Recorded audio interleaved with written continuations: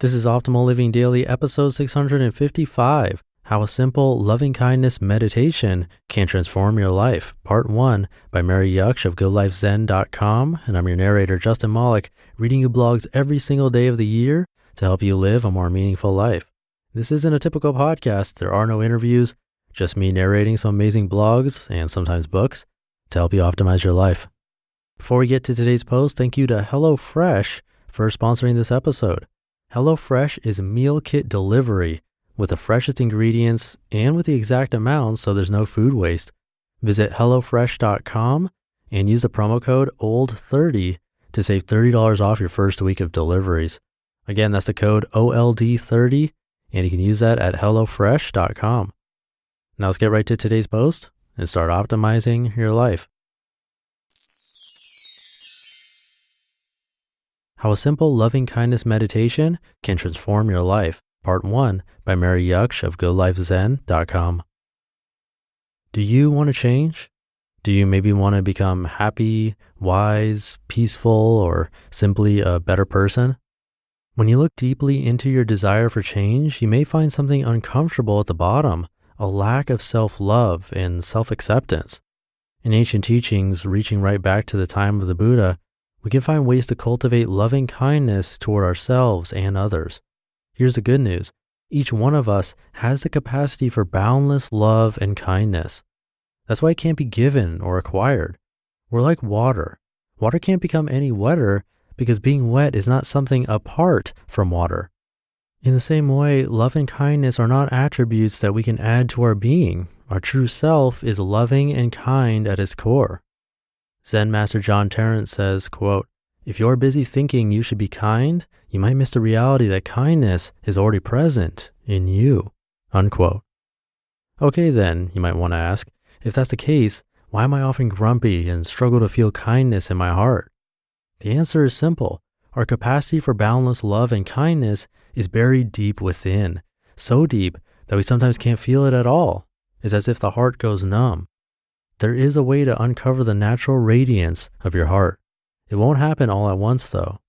Think of the process like a bud opening. At first it's closed and you can't even see what it will become. Then, little by little, the bud begins to unfurl and finally the flower appears in all its beauty. You can't hurry up the process. You can't bend the petals of a bud outwards in order to make it flower sooner. Well, maybe you can, but the bud will be ruined. Can you feel deeply? Or is your heart numb? It can happen to all of us that our heart goes numb. At such times, even if we know that we love others or that we love life, we can't quite feel it. It's like looking out over a landscape on a misty day. You can sense the outlines, but clarity is missing. If your heart is asleep, you feel numb. It's like watching life through a glass pane. Children can show us what it's like for the heart to be awake. A few days ago, I was in a parking lot at a supermarket. There was a truck beside me with two young girls in it waiting for their mother. In the front was a little 5-year-old redhead. Suddenly, the little redhead leaned out of the window. She was so excited, her whole body wriggled. "I can see her," she shouted to her older sister on the back seat. "I can see Mommy."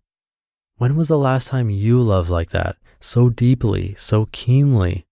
Sometimes the only time we feel love so deeply as adults is when we first fall in love or when we lose someone we love.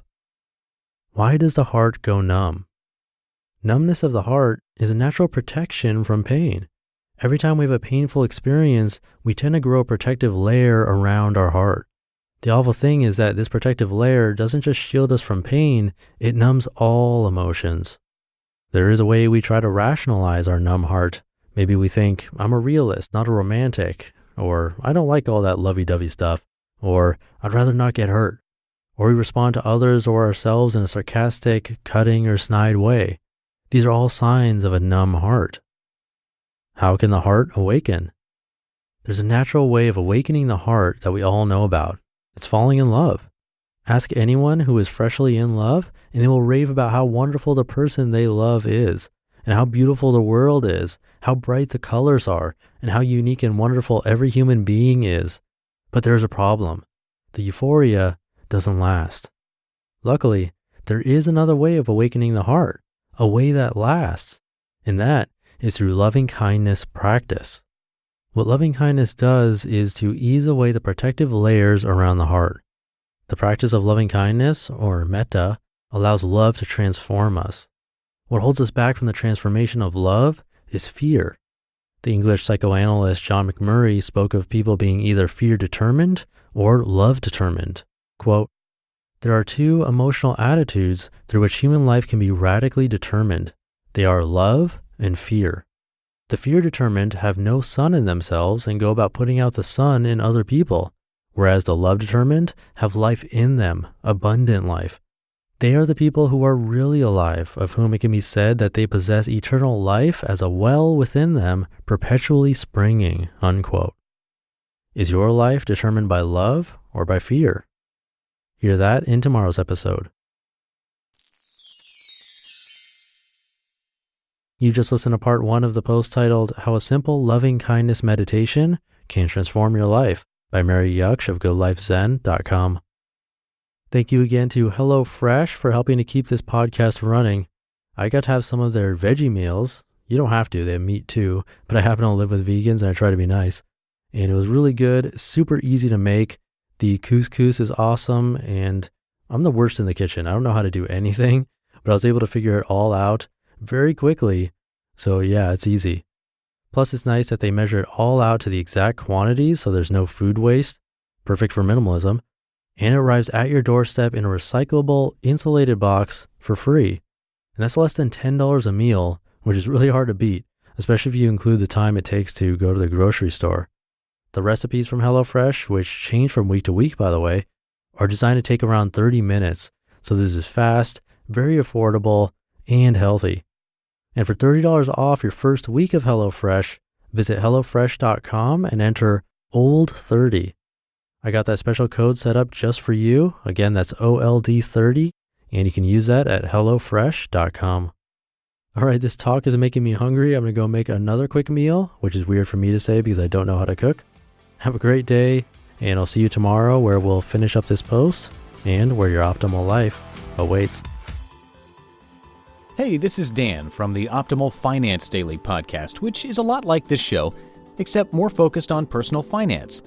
Justin handpicks the best posts he can find from blogs and authors like Ramit Sethi, Mr. Money Mustache, and more, and I read them to you 5 days a week.